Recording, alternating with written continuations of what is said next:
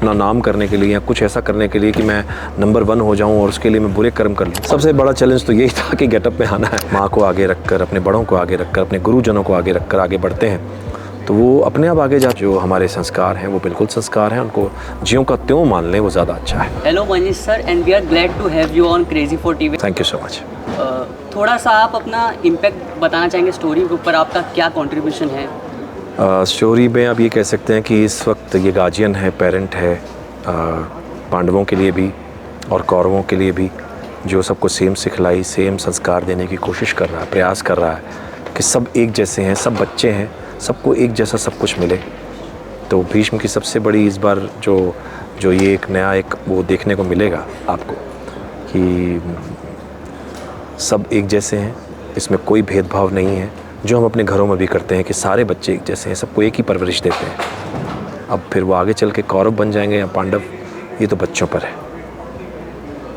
क्या चीज़ है जो कौरव को कौरव बनाती है और पांडव को पांडव? क्योंकि गुड एंड इविल की लड़ाई है कि एक इंसान बड़े होकर इविल बन जा रहा है, एक गुड बन जा रहा है। तो अब क्या लगता है कि क्या फैक्टर था उसके पीछे? उनके कर्म, जो मुझे लालच, मैं अपनी सहूलियत, मैं सबको कुछ पाने के लिए, सिंहासन पाने के लिए, मैं एक जगह अपने आप का अपना नाम करने के लिए या कुछ ऐसा करने के लिए कि मैं नंबर 1 हो जाऊं और उसके लिए मैं बुरे कर्म कर लूं। और दूसरी जगह जहां ऐसा कुछ भी नहीं है, जहां वो हमेशा अपने माँ को आगे रखकर, अपने बड़ों को आगे रखकर, अपने गुरुजनों को आगे रखकर आगे बढ़ते हैं तो वो अपने आप आगे जाते हैं। और जो इस सोच में कि मैं तो अपने आप ये ले लूँ, अपने आप सीख जाऊँ, मैं तो अपने आप को मार काट दूँ, लेकिन मुझे ये पावर चाहिए, तो वो कौरवों और पांडवों को जो है अलग बनाती है।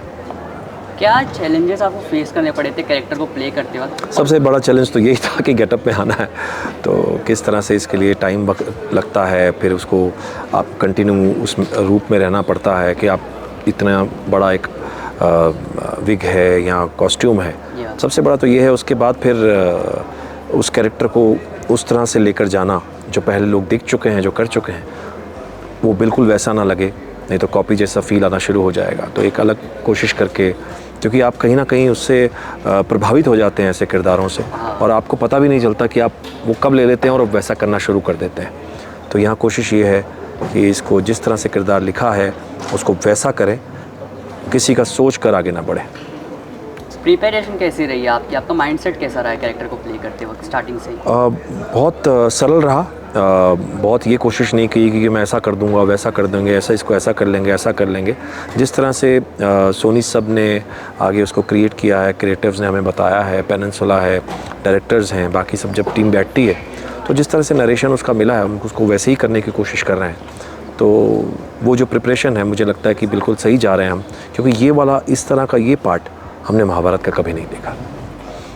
न्यू एज पीढ़ी में, जो अभी की पीढ़ी है जिसको जेन ज़ी भी कहते हैं जी, उसमें संस्कार कहीं ना कहीं ख़त्म होने से आ गए हैं।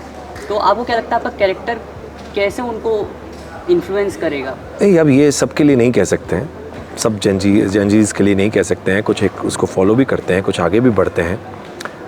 बाकी कुछ जो हैं वो फॉलो करना चाहते हैं, लेकिन फिर अपनी सहूलियत और अपनी चीज़ों को लेकर रह जाते हैं। और अभी भी हम भी बड़े भी, छोटे भी क्या, मैं भी अपनी सहूलियत, अपने हिसाब से उस जगह जाना चाहता हूँ, उस संस्कार को फॉलो करना चाहता हूँ जो मेरे मुताबिक हो, मेरे अनुसार चले। ऐसा नहीं है, जो हमारे संस्कार हैं वो बिल्कुल संस्कार हैं, उनको ज्यों का त्यों मान लें, वो ज़्यादा अच्छा है। ऑडियंस को क्या मैसेज देना चाहेंगे?